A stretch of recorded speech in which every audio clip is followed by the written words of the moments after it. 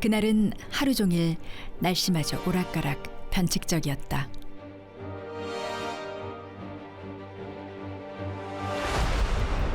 서서히 땅거미가 지기 시작하던 58년 전 그날 그 시각.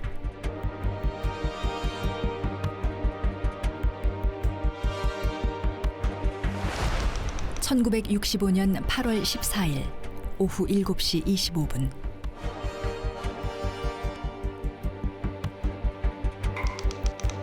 제6대 국회가 한일협정 비준 동의안을 가결했다.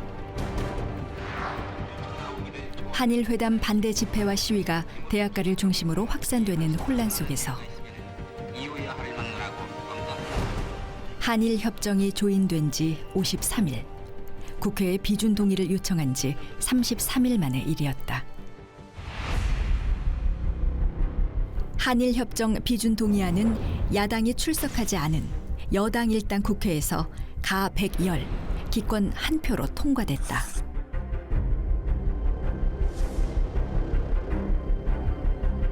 국회에서 표결해서 기권이라는 것은 사실상의 반대의 표결과 동일한 효과를 가져옵니다. 그때는 이제 박정희 군사정권이 이제 막 시작돼가지고 숨도쉬기 어려울 때 아니었나 싶어요. 이날 기권의 주인공은 무소속 의원이 아니라 공화당의 박여사 박현숙 의원이었다.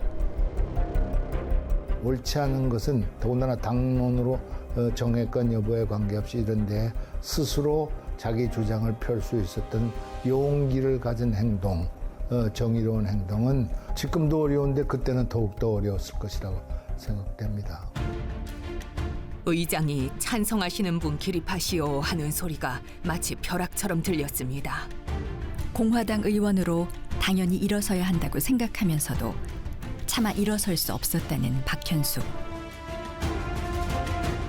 당과 자신의 처지를 생각하며 눈물만 흘렸다고 하는데, 박현숙 의원, 그녀는 일어서지 않은 게 아니라 일어설 수 없었다고 고백한다. 그녀가 일어설 수 없었던 사연은 무엇일까?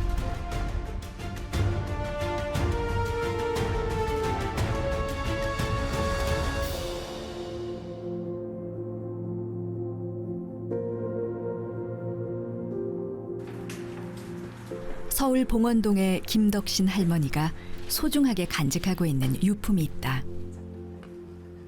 돌아가신 할머니를 생각하면 자연스레 떠오르는 한복. 이거는 우리 할머님이 여름에 입으셨던 한복입니다.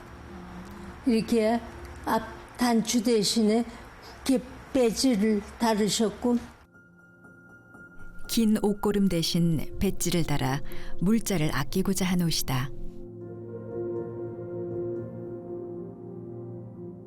하여튼 우리 할머니는 일생 한복만 입으셨으니까 어떤 특별한 경우가 아니고 그 우리의 옷이니까. 이게 여기가 속치마잖아요. 네. 속치마에 어깨가 또 하나 있어야 되는데 우리 할머니는 그게 숭해서 이렇게 여기 어깨로 2개를 안 하고 하나에다가 댔어요, 치마를. 그래서 저거를 입으면 어깨 하나만 얌전하게 보이게 그만큼 신경을 쓰셨어요. 한복은 박현숙이 어떤 사람인가를 짐작하게 해준다. 김덕신 할머니는 43년 전에 돌아가신 박현숙을 추억할 수 있는 유일한 손녀다. 청의 박현숙은 부드러우면서도 늘 웃는 얼굴을 하고 있었다. 그러나 이를 추진해 나갈 때는 예리한 빛을 뿜어내 사람들이 저절로 그녀에게 귀 기울이게 했다. 박현숙은 늘 심은 대로 거둔다는 신념 아래 최선을 다해 활동한 외유 내강형 여성 리더였다. 우리 할머니는 굉장히 정갈하시다. 굉장히 얌전하셨어요. 품위가 있으시고 매사에 뭐 말씀을 하시나 옷을 입으시나 아주 그냥 뭐라 그럴까, 그냥 하나도 흐트러진 구석이 하나도 없으셨어요. 어린 나이에 어머니를 잃은 김덕신 할머니에게 박현숙은 어머니나 다름없었다. 이거는 저희 할머니 일생을 다룬 심은대로라는 할머니의 걸어온 길을 저기 낸 자서전이에요. 심은대로는 주위의 간청으로 출간된 박현숙의 자서전이다. 박현숙의 역사를 엮은 심은대로는 그녀의 나이 70이 넘은 후에 발간됐다. 5살 때 어머니 손 붙잡고 교회에 가서 세례받던 얘기부터 시작해서 숭의학교 다니면서 그때가 나라를 뺏겼을 때니까 항일 운동 하던 것까지 자세히 다 기록돼 있어요. 20세기 격변기를 살아온 박현숙은 우리 근현대사에서 중요한 사건들과 연결되어 있다. 김덕신 할머니는 늦은 나이에 그림을 만났다. 몸이 불편해진 후 취미로 시작한 그림 솜씨를 발휘하는 중이다. 사진 속 주인공, 앳된 얼굴의 소녀는 박현숙이다. 박현숙과 황신덕, 두 사람은 평생 친구이자 동지 사이였다. 두 소녀가 태어나 자란 곳은 평양이다. 1876년 조선 정부의 개항 이후 평양의 지식인들은 신문물과 사상을 적극적으로 수용했다. 평양을 중심으로 한 서북 지역 기독교는 급성장했다. 평양에 세워진 최초의 여학생 교육기관이었던 숭의 여학교는 1903년 선교사 마펫이 세운 근대 교육기관이다. 박현숙과 황신덕이 만났던 숭의 여학교. 이 학교에 송죽회가 있었다. 송죽회는 민족 정신이 투철한 교사들이 조직한 비밀 결사대였다. 송죽회는 이제 1913년에 만들어지는데요. 김경희 선생이라든가 황예시덕 선생이라든가 이런 사람들이 뭔가 우리가 이렇게 나라가 지금 망하고 있는데 우리 여자들도 가만히 있으면 안 된다라는 걸로 해서 소규모 모임으로 시작이 됐어요. 변치 않는 절개 이런들 우리가 이렇게 일제에 의해서 통치를 받는다고 하더라도 독립을 추구하고 나라를 사랑하는 이 마음은 변하지 말아야 된다라는 어떤 절개를 상징하는 이런 단체를 만든 거죠. 송죽회를 결성한 교사들은 조국 광복에 쓰일 인재들을 찾아 나섰고 그들이 선택한 학생들이 박현숙과 황신덕이었다. 송죽회가 비밀결사 단체니까 약간 좀 믿음직한 그리고 좀 영민한 뭐 이런 학생들을 선생님들이 좀 초기에 이렇게 눈여겨보셨다가 같이 활동을 하자 이러셨던 것 같아요. 이제 그런 점에 있어서 박현숙 선생이 믿음도 좀 강하다라는 생각이 들었고 영민해 보이는 모습들이 있어서 같이 한번 활동을 해보자 하고 이렇게 포섭에 나선 게 아닌가 싶습니다. 송죽회 회원들은 월 30전의 회비를 내고 생일 모임 등의 명목을 내세우며 정기적으로 모였다. 스스로 번 돈으로 회비를 내기 위해 머리카락을 자르고 떡장사도 하며 군자금을 마련했다. 독특한 송죽회의 그러한 까다로운 입회 절차와 그리고 또 그 여학생들을 이제 선정해서 비밀을 유지하고 다짐을 하고 하는 것들이 상당히 그 당시에는 획기적인 부분이죠. 비밀결사 단체였기 때문에 비밀 엄수, 뭐 이 절대 비밀 이런 것들을 되게 이제 강조하면서 부모라든가 형제라든가 해서는 남편에게도 절대 송죽회 활동에 대해서 이야기하지 않는다 맹세하고서 들어갔기 때문에 그걸 잘 엄수해서 드러나지 않았던 거. 송죽회는 평양에만 머물고자 하지 않았다. 2단계, 3단계로 확대되어 전국적인 조직이 되길 원했다. 그리고 그 일은 박현숙이 졸업 후 전주 기전여학교의 교사로 부임하면서부터 시작됐다.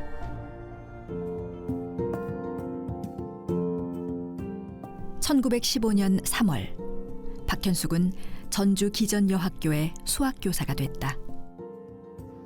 기전학교는 보수성이 강한 전주에 세워진 첫 번째 근대교육기관이었다.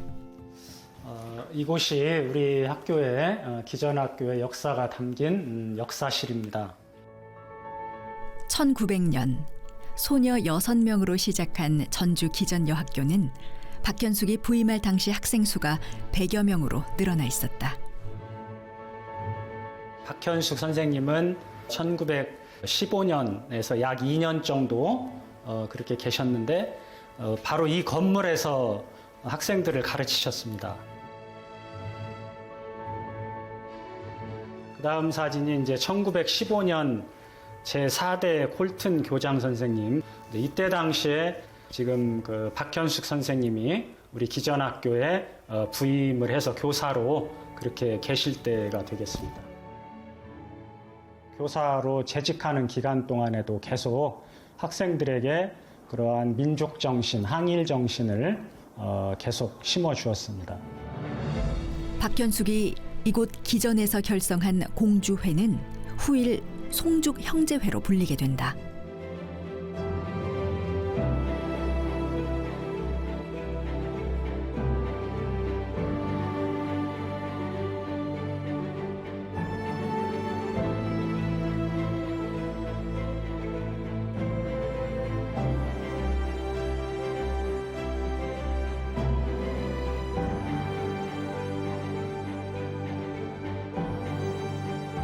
공주회는 전주에서 일어난 3.1 만세운동에 기전 여학생들이 적극적으로 참여하는 토대가 됐다.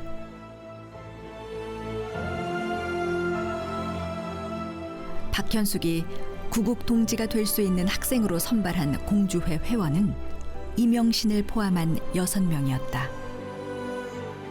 이명신이 학생이었을 때 서문교회 2대 그 담임 목사이셨던 김인전 목사님으로부터 동국 역사라는 한국 역사책을 받아서 박현숙 선생님에게 가지고 가서 이걸 가르쳐 달라 해서 비밀리에 이 한국 역사를 그렇게 배웠다고 합니다. 훗날 대한민국 초대 내각의 상공부 장관을 역임하고 중앙대학교를 설립한 바로 그 이명신이다. 이명신 선생님 같은 게 천안에 있는 양대학교로 와서요. 자기 학생들한테 여기 3.1운동을 맡기고 자기는 전주의 3.1운동에 참여를 하게 됩니다. 전주 지역 첫 만세운동은 3월 13일 장날이 열린 전주 남부시장에서 시작됐고 여학생들이 주도한 것이었다. 그런데 이 선생의 지도를 받은 학생들이 바로 그 입장 광부들의 3.1운동을 지도하는 역할을 하거든요. 송죽회는 박현숙에서 이명신으로 그리고 다시 이명신에서 양대학교로 이어졌다. 그러니까 이게 한 사람의 역할이라고 하는 것이요. 예, 그 얼마나 큰 파급력을 가지면서 전달이 되고 있는가를 알 수 있고, 특히 이제 여학생들 같은 경우에는 이제 특별한 뭐랄까 자부심을 갖고 이렇게 3.1운동에 참여한 것이 아닌가 이렇게 생각이 되죠. 전주에서 2년간의 교사 생활을 마친 박현숙은 1917년 4월 평양으로 돌아온다. 모교인 숭의여학교에 부름을 받은 것이었다. 교사 부임과 함께 송죽회 3대 회장이 된 박현숙은 송죽회를 다시 정비하며 책임감이 강하고 믿을 수 있는 학생들을 선발하여 지하운동을 펼쳐나간다. 평양에서의 약간 그 박현숙 선생님의 신뢰가 조금 높지 않았을까 뭐 이런 이제 생각이 드는 단면이 하나 있는데, 그 3.1운동을 준비했었던 평양의 기독교계 뭐 신홍식 목사님이라든가 이런 분들이 이제 3.1운동을 준비하고 있는데 같이 참여하지 않겠냐는 제의를 하게 되죠. 이때 이제 박현숙 선생님이 흔쾌히 받아들이고, 박현숙은 송죽회 학생들을 불러 모았다. 국권 회복을 위한 이 성스러운 작업에 용감히 참여할 기회가 왔다. 치밀한 계획하에 각자에게 맡겨지는 작업을 책임 있게 수행해야 한다. 행동 하나하나 말 한마디라도 각별히 조심해야 한다는 걸 명심하길 바란다. 학생들에게 태극기를 만들게 했다. 종이와 물감 등을 준비해 학교 지하실에 모인 학생들에게 물들이는 사람, 깃대를 붙이는 사람, 그리는 사람 등으로 작업 분담을 지시했다. 우리의 작업은 밤낮으로 계속됐다. 거사 장소로 태극기를 비밀리에 옮기는 건 쉬운 일이 아니었다. 치마폭에 태극기 묶음을 감추고 걷거나 태극기를 빨래 광줄이나 물지개에 담아가서 사람들에게 나누어 주었다. 당시 1910년에 통치라고 하는 것이 물샐 틈 없이 통치를 했다라고 흔히들 얘기하거든요. 아주 일본이 밀정들도 많이 풀었지만 근데 정말 3.1운동 전에 어떤 일이 일어났는지는 일본이 전혀 그 정보를 수집하지 못했거든요. 그러니까 한갓 정말 여학생들인데도 자기들이 하는 일에 대해서 발설을 하지 않는 거예요. 자기 어머니나 자기 집안 사람한테도. 당시 33인을 대표하는 이 종교 지도자들과 그다음에 교사, 학생들 이런 사람들이 사전에 아주 치밀한 준비를 해서 그걸 준비했기 때문이에요. 그래서 그래서 그 같은 날 그런 만세 시위가 일어나고 그것이 전국으로 이제 확산됐던 거죠. 3월 1일 장대현교회 앞마당에 사람들이 모였다. 미리 준비한 대한독립선언서를 낭독했고 대한독립 만세를 외쳤다. 거리거리로 거사의 물결이 계속해서 이어졌다. 그 감격의 대열에 나도 있었다.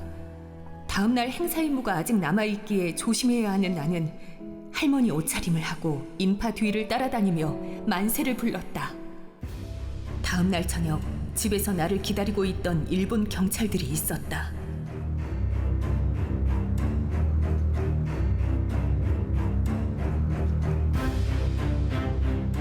그들에게 체포됐고 평양경찰서에서 고등계 형사 나카무라의 혹독한 신문을 받기 시작했다. 계집이 무슨 독립운동이냐? 도대체 할 일이 그렇게 없다냐? 무슨 생각으로 그런 엉뚱한 짓을 했단 말이야? 에? 조선이 자유와 주권을 되찾고 독립을 해야겠기에 그래서 내가 할 일을 했을 뿐이다. 재판일이 되었다. 박현숙은 공판정에 끌려 나와야 했다. 피고 박현숙은 검사 앞에서 신문을 받을 때만 해도 자기 자신의 잘못을 반성하기는커녕 도리어 의기양양하여 이번 사건을 조종한 사실을 크나큰 업적으로 자랑으로 삼아온 자입니다. 말하자면 독립을 광신하는 자입니다. 피고는 이번 만세 사건에 참여한 것을 어떻게 생각하는가? 마땅히 해야 할 일을 했을 뿐이라고 생각한다. 피고는 정말로 독립되리라고 믿고 그 일을 맡아서 했는가? 물론이다. 또 독립은 반드시 해야 할 일이기에 기꺼이 했을 뿐이다. 조선은 윤리나 풍습으로도 물은 여자란 가정에서 조용히 일하는 습관을 익혀야 하는 것으로 되어 있을 텐데 피고는 이것을 모르는가? 물론 알고 있다. 그러나 국권을 빼앗긴 나라에서 일하는 습관만이 중요할 수는 없을 것이다. 여성으로서의 행복도 나라가 있고 결의가 자유할 때 비로소 존재하는 것으로 알고 있다. 더구나 먼저 교육을 받았음에 선봉에 서서 나라와 결의의 행복을 쟁취하기 위하여 노력할 의무를 느꼈기 때문에 자진하였다. 피고는 이번에 저지른 일에 대하여 자신의 잘못을 반성해 본 일이 있는가? 반성이라고? 조용히 생각해 본 적은 있다. 억만 번 생각해 보아도 잘못했다는 가책은 털끝만치도 느끼지 않았다. 언제든 독립은 반드시 될 것으로 믿는다. 평양 법원에서 시위 주동자로 징역형을 받은 사람은 모두 16명이었다. 박현숙은 징역 1년을 받았다. 여자분으로서 재판을 받았다고 하는 거는 굉장한 그 시위에 뭐 정말 중요한 주동을 했기 때문에 그런 거예요. 왜냐하면 여학생들이나 여자 교사들은 사실은 좀 이렇게 뭐 좀 봐주는 경향이 있었거든요. 물론 그걸 탄압 안 했다는 게 아니라 탄압했지만 재판에까지 넘는 경우는 드물었기 때문에 주도했다라고 보는 거죠. 본인만의 생각을 갖고 있었던 것이 아니라 독립의 의지와 이런 것들을 전파하고 많은 사람들에게 이렇게 전수를 했다라는 혐의를 받고 있는 것이다라고 볼 수 있죠. 조국의 독립은 가만히 앉아서 이루어지는 것이 아니다.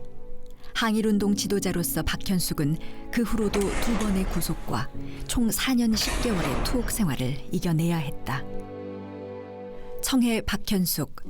그의 호처럼 박현숙은 조국이라는 푸른 바다를 향해 끊임없이 나아가는 삶을 살았다. 단기 4278년 8월 10일 박현숙에게 1945년 8.15 해방은 천상에서 들려온 복음이었다. 그녀는 광복된 조국에서 해야 할 일을 찾아 나섰다. 그러나 광복의 기쁨은 아주 짧았다.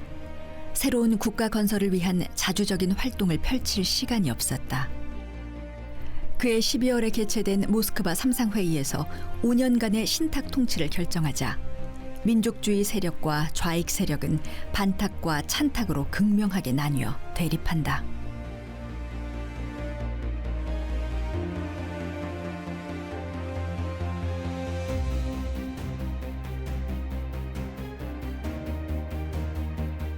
조만식 선생과 함께 평남 건국준비위원회에 참여했던 박현숙.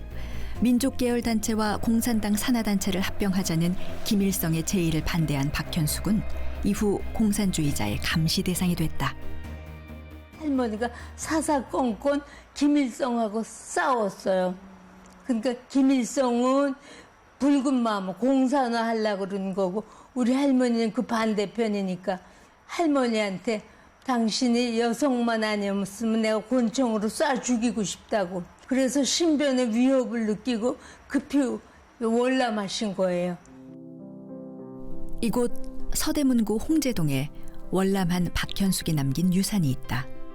송죽길, 평양 숭의여학교의 송죽회를 연상시키는 이름이다. 그 송죽길에 자리 잡은 송죽원은 박현숙이 1946년 퇴계로에 설립한 사회사업 송죽원에서 출발했다. 송죽원이 박현숙 설립자님이 독립운동하실 때에 송죽 결사대에서 이제 그 이름을 따서 송죽원이라고 이름을 지은 거잖아요. 그래서 소나무와 대나무처럼 우리 아이들이 어떤 그 어려움이나 이런 상황에서도 곱게 잘 자라기를 그런 바라는 마음이 담겨 있다고 우리한테 전해주셨었어요. 1959년에 이곳으로 이전한 송죽원은 지금까지 80년 가까운 세월 동안 사회사업기관으로의 역할을 다하고 있다. 1946년 2월인가 이북에서 이제 남한으로 내려오신 우리 박현숙 설립자님이 당시에 이제 이북에서 내려와서 이제 부모를 잃고 거리를 떠도는 이제 여자아이들, 여학생들을 보고 아이들에게 안전한 거처를 좀 제공해야 되겠다라는 생각을 하셨고요. 송죽원 건립 사업은 1940년 초 박현숙이 평양에서 전개한 평양여자관 사업의 연장이기도 했다. 당시 송죽원은 학령기 아이들을 고등학교까지 지원해줬다. 아이들이 이제 경제적으로 자립하는 게 필요하기 때문에 그 당시에 이제 고등학교를 미용학교라든지 최신학교, 뭐 교통학교 이런 식으로 지금으로 보면 특성화 학교 같은 그런 직업학교 쪽으로 아이들이 이제 진학을 할 수 있게 해서 건강한 사회인으로 이렇게 자립할 수 있게 그런 역할을 했다고 생각합니다. 현재 송죽원은 영아에서 만 24세까지 총 45명에게 보금자리를 제공하고 있다. 송죽원의 설립 정신을 기억하면서 아동들이 자존감 높은 삶을 살아갈 수 있도록 자기 개발과 역량 강화에 힘을 보탠다. 처음 시작할 때와 마찬가지로 여자아이들만 생활하고 있는 양육시설인데요. 보통 알고 계시는 이제 베이비박스에 이제 버려졌다고 말하는 기아, 그 다음에 학대 피해 아동들이 많이 들어와서 이제 생활을 하고 있거든요. 송죽원의 영아들은 생활 지도원들이 1대2로 맡아서 양육에 모자람이 없도록 돌보고 있다.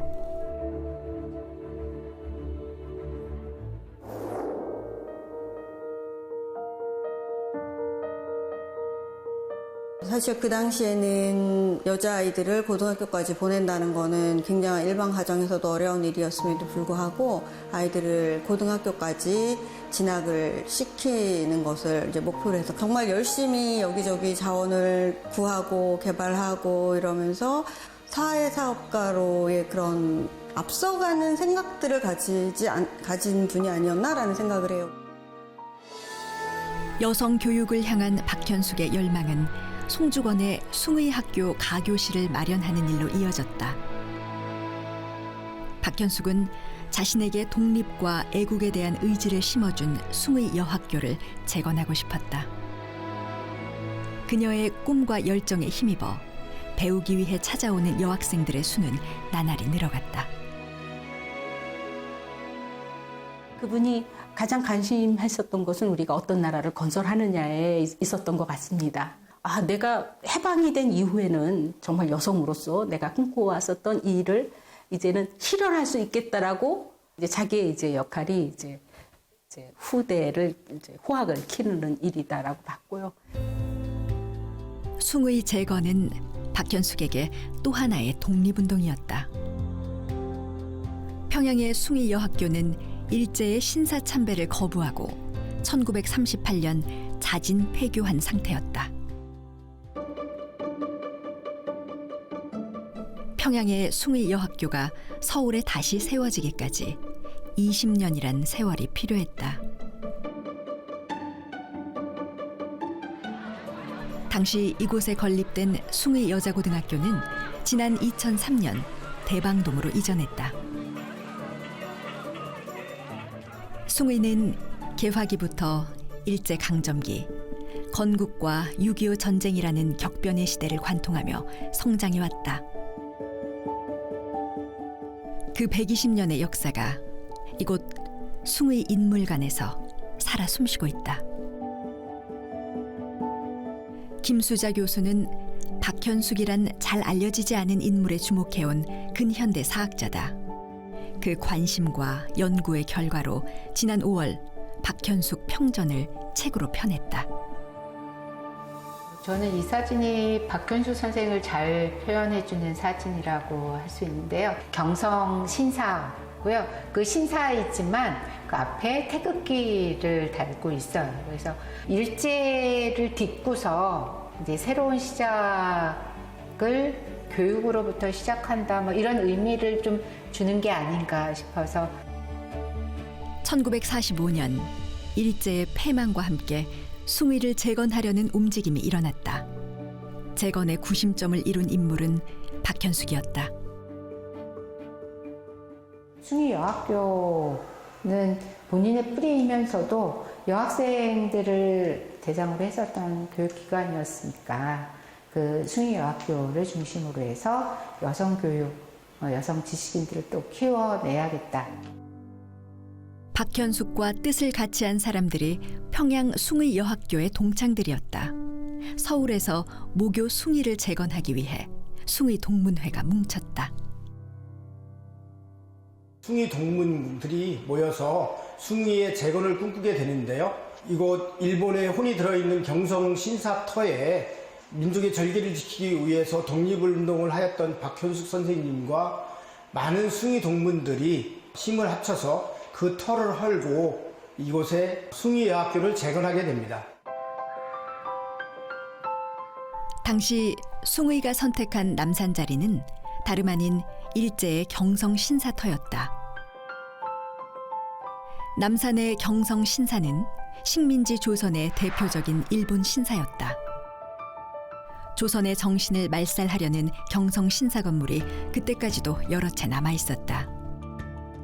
1938년 일제가 강요한 신사 참배를 거부하고 스스로 교문을 닫았던 숭의. 조선 신사의 본거지인 그 터에 당당히 새 학교를 세우기로 결정한 것이다. 건축 허가를 기다리는 3년 동안 숭의는 신사 건물에 태극기를 내걸고 수업을 진행했다. 1956년 마침내 건축 허가가 떨어졌다. 숭의의 손으로 신사를 허물어뜨릴 수 있게 된 것이다.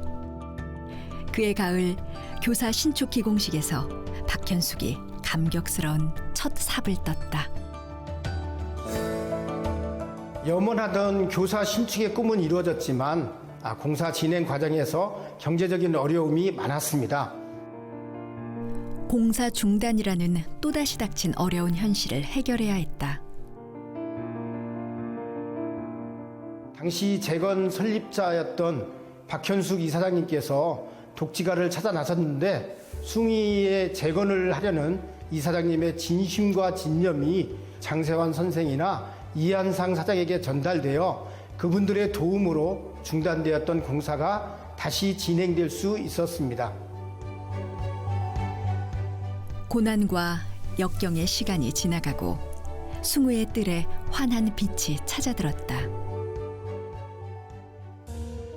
1958년 1월 22일 숭의는 마침내 신축 교사에 입주하는 기쁨을 누리게 된다. 단순히 배운 여성들을 만들어내는 것으로 끝나는 게 아니라 여성의 지위하고 좀 밀접하게 연결이 된다고 보여지거든요. 그러니까 여성이 배워서 깨우치고 그래서 정치나 각 부분으로서의 진출을 해 나가야지 여성의 지위가 향상이 된다. 이런 인식이 있었기 때문에 여성 교육을 놓지 않았던. 박현숙에게 숭의의 재건은 그녀가 삶에서 중요하게 여겼던 이상의 실현이었다. 평양의 숭의가 자신을 성장할 수 있게 한 뿌리가 되었듯이 재건된 숭의가 민주국가를 이끌어갈 여성 인재의 요람이 되기를 소망했다. 1903년 평양에서 43명의 학생으로 시작한 숭의는 120년이 지난 지금 유치원에서 대학교까지 전 교육과정을 아우르는 민족 사학으로 자리 잡았다.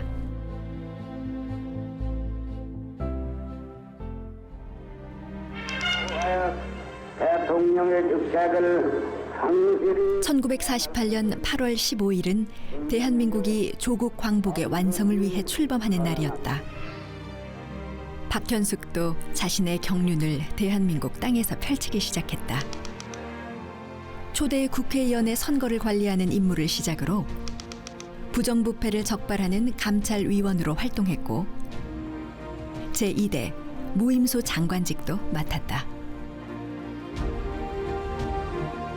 박현숙은 강료중 홍일점으로 여러 지역을 시찰하며 국민의 소리와 뜻을 대통령에게 알리는 일에 매진했다.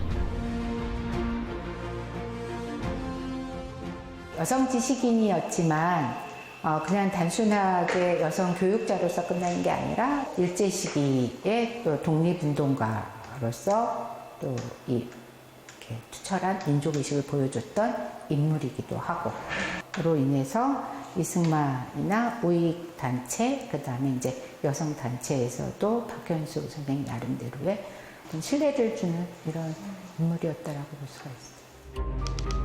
박현숙이 정치인으로서 첫 발을 내디딘 건 1946년의 일이다. 박현숙은 남조선 과도입법의원에 임명된 여성 4명 중 1명이었다.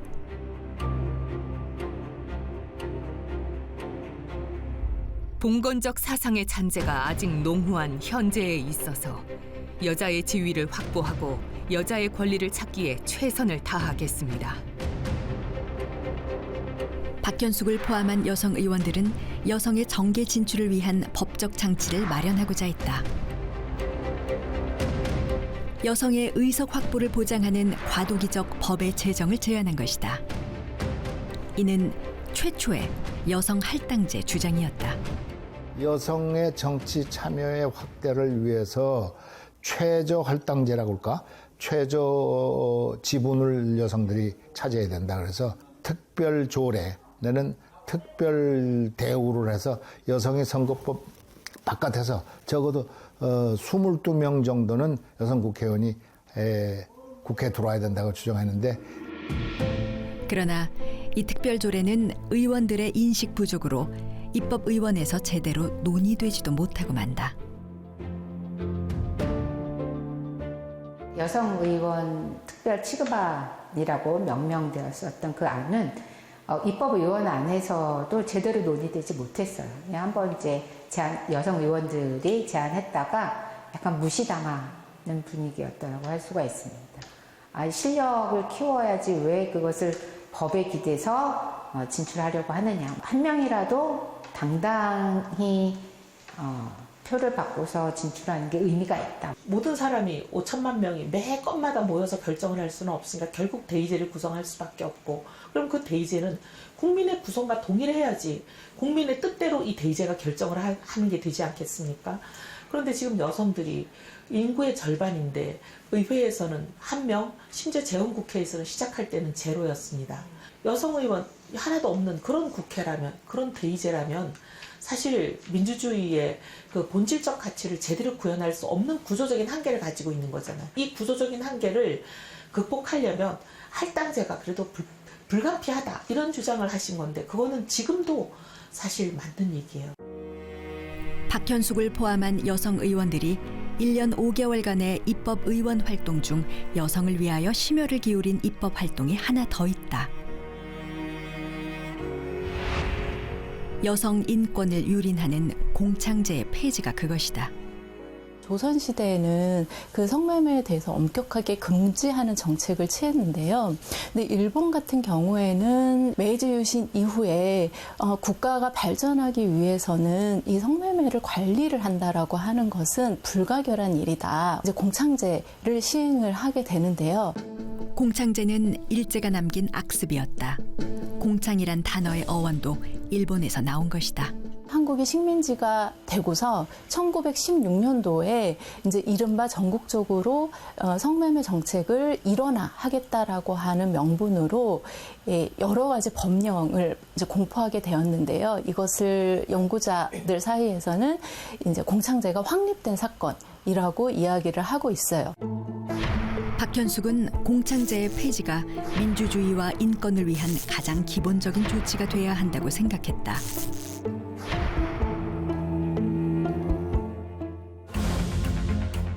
이에 박현숙을 비롯한 여성 의원들은 1947년 3월에 공창제 폐지에 관한 법령 초안을 국회 본의회에 제출한다. 박현숙은 공창제 폐지와 함께 그에 따른 대책기관 설립을 제안하는 추진력을 보여주기도 했다. 이게 공창제 폐지가 가도 입법 의회 내에서 진행이 될 때 이 포주들이 이거를 유예시키기 위해서 이 창기들한테요 2,000원씩 강제로 돈을 걷어요. 2,000원이 엄청난 돈이거든요. 과도 입법 의원의 남성 의원한테 로비를 했었던 거예요. 그래서 이 사건이 발각이 나요. 이 로비 사건을 다룰 조사위원 중 한 명이 박현숙 의원이었다. 공창제 폐지는 여성 의원들이 여성을 대변해 정치적인 목소리를 냈던 대표적인 사건이다.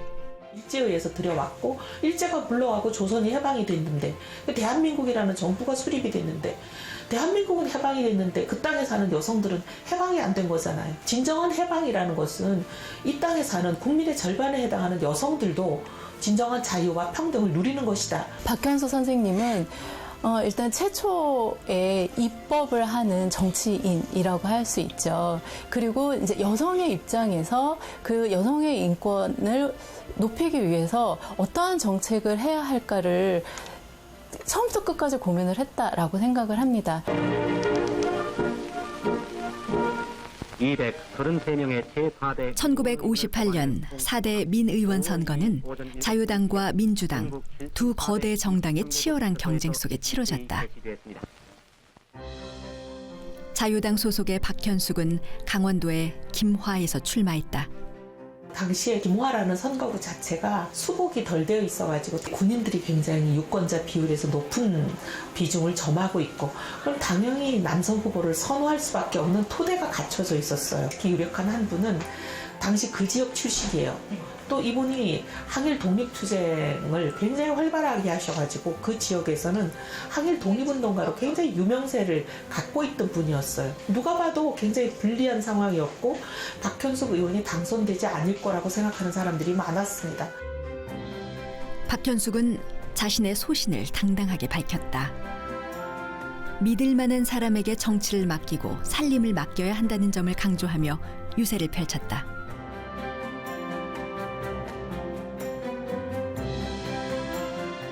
선거 결과는 예상 밖이었다.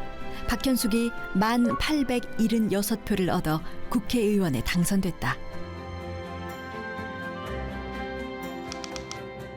국회 진출 이후 박현숙은 지역민들을 위한 활동에 들어갔다.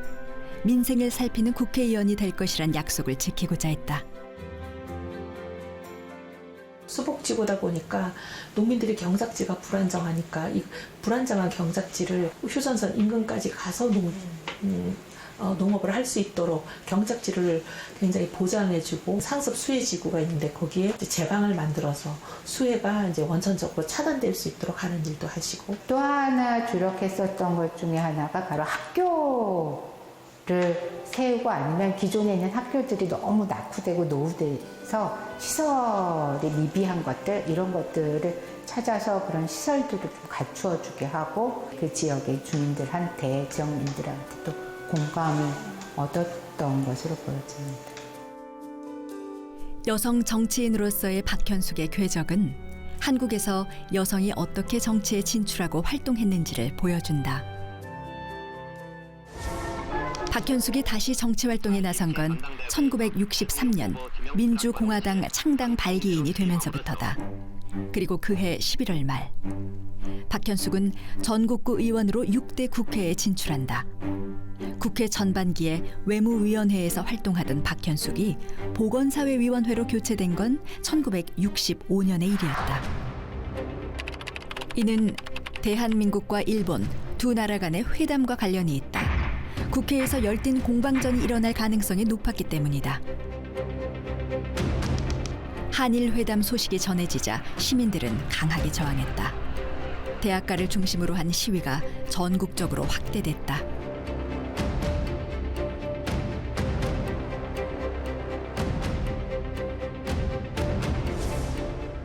박현숙도 일본의 사과를 먼저 받아야 했고 국교 정상화 문제도 국민들이 납득할 수 있도록 설득해야 한다고 소신을 밝혔다. 이런 혼란한 상황 속에서 1965년 6월 한일 협정이 체결됐다. 국민의 이익과 국가의 민복을 가져올 수 있는 것으로 확신하므로 국회 비준을 받게 될 것으로 믿습니다. 7월 말 한일 협정 비준 동의안이 국회로 넘어왔다. 광복절 전날인 8월 14일 통과를 목표로 심의에 들어갔지만 비준 저지를 결의한 야당과 통과 강행을 방침으로 정한 여당의 논쟁과 몸싸움으로 일관됐다. 마침내 운명의 그날이 왔다. 결국 합의에 이르지 못한 국회는 야당이 출석을 거부한 상태에서 여당 의원만이 출석해 비준안 동의 표결에 들어가게 된다.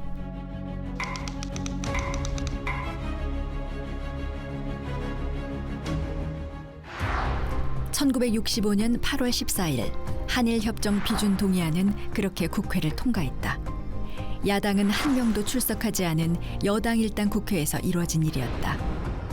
표결 결과는 가 110표, 기권 1표. 그 기권 1표의 주인공이 바로 여당인 공화당의 박현숙 의원이었다. 당론을 저희가 따르지 않았을 때 수많은 어려움을 겪기도 하는데 참 어려운 일입니다. 지금보다 훨씬 더 엄혹하던 시절이잖아요. 그래서 야당은 투표장에서 그냥 퇴장해버려서 남지 않고, 이런 상황에서 착석하고 있는 여당 의원들이 반대하는 거는 더 어렵고 기권하기도 사실 쉽지 않습니다. 쉽지 않았죠. 더군다나 권위주의 정권이고 공화당 정권이고 박정희 쿠데타한 지가 5년밖에 안 되는 정권에서 할머니가 사실상 반대 운동을 표견을 표명하신 것은 용기를 가진 행동. 자리에서 일어나지 않은 채 눈물만 흘린 박현숙 의원을 언론들은 집중적으로 조명했다. 한일회담 비준안이 상정됐을 때 자기는 피눈물이 나고 눈물을 흘리고 가슴이 경직되는 것을 느꼈다. 자기 남편 김성업 선생이 떠올랐다. 박현숙은 수감 생활을 하던 중에 김성업과의 결혼을 결심한다. 1919년 9월 두 사람은 부부가 됐다. 부부이기 전에 동지였죠. 우리 할아버지는 동아일보 평양지국장으로 동아일보 창간부터 우리 할아버지가 감옥에 수감될 때까지 지국장으로서 활동하시면서 강연도 하고 도산안창홀 수제자로 아주 유명했었고, 1938년에 수양동호회 사건으로 구속된 김성업은 혹독한 고문을 견뎌야 했다. 신혼이라는 게 제가 없었다고 그랬죠. 바로 감옥에 가고 각자 또 감옥에 가고 들락날락 하면서 또 병도 나고 그랬었어요. 김성업은 고문의 여파로 사회생활이 자유롭지 못했다.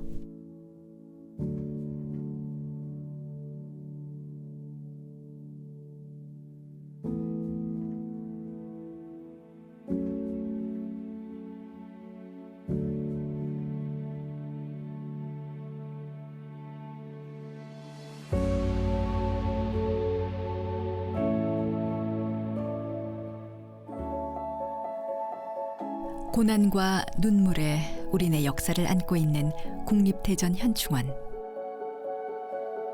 박현숙과 남편 김성업이 나란히 잠들어 있는 곳이다.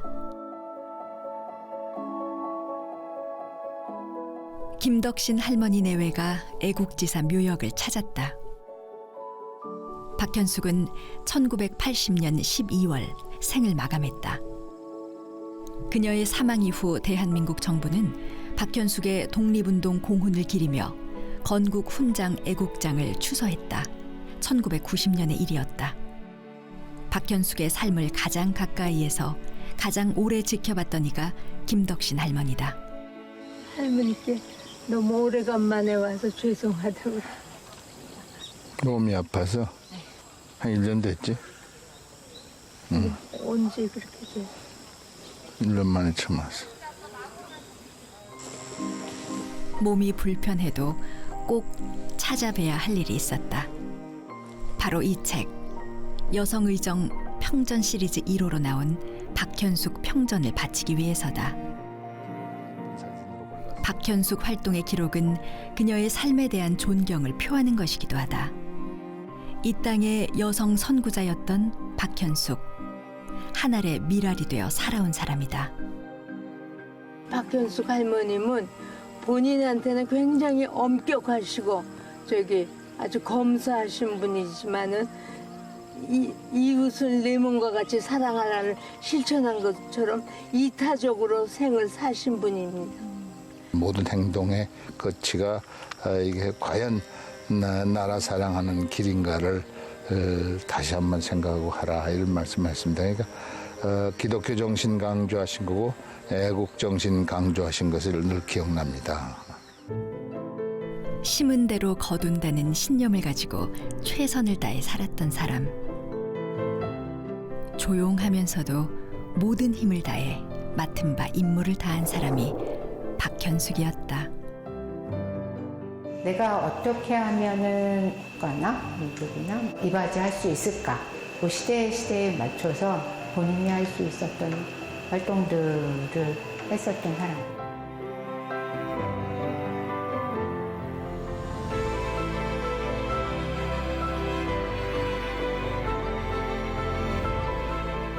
완전히 그냥 아무도 없는 허벌판에 당당하게 서 계시잖아요. 소신에 충실하고 담대한 분이었다. 저는 그렇게 생각합니다. 여러 가지 또 정치 활동하는 가운데에서 그 여성으로서의 앞길을 열어주시는 이런 분이십니다.